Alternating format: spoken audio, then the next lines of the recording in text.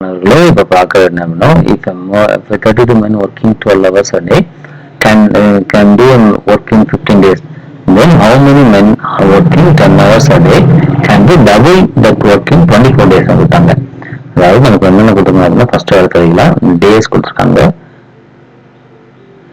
Days hours, அப்புறம் வந்து work என்ன சொல்றது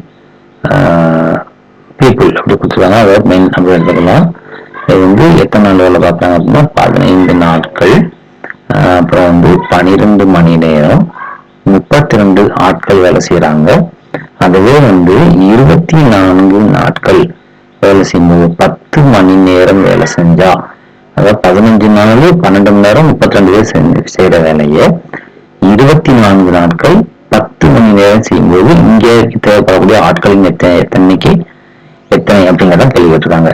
இதுக்கு நம்ம வந்து ஃபார்முலா படி போயிடலாம். ஃபார்முலா படி P1 D1 into H1 equal to P2 D2 into H2 by work 1 work 2 work 1 அப்படி எடுத்துக்குவோம்.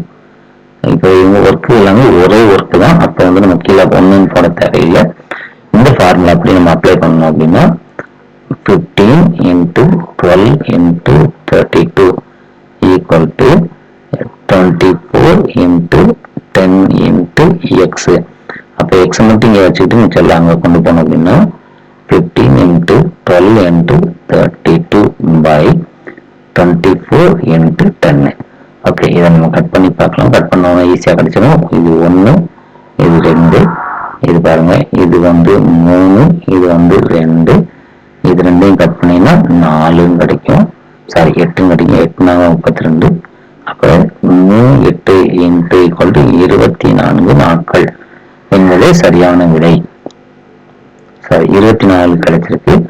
ஆக்சுவலா 24 இவங்க என்ன கேட்டிருக்காங்க, அதாவது அந்த இரு மடங்கு அப்படி கேட்டாங்க. அப்ப 2 மடங்கு அப்படின்னா நம்ம என்ன செய்யணும் அப்படின்னா இந்த 24 2ஆக பெருக்கணும். அப்படின்னா டபுள் அப்படி கொடுத்துருக்காங்க இல்லையா, இங்கிலீஷ்ல பாருங்க. கேன் டபுள் தட் ஒர்க் கேட்டாங்க. அதாவது 2 வேலை டபுள் தட் ஒர்க் அப்படின்னா 24 அப்படிங்கிறத வந்து நம்ம 2ஆல மல்டிபிள் பண்ணோம்.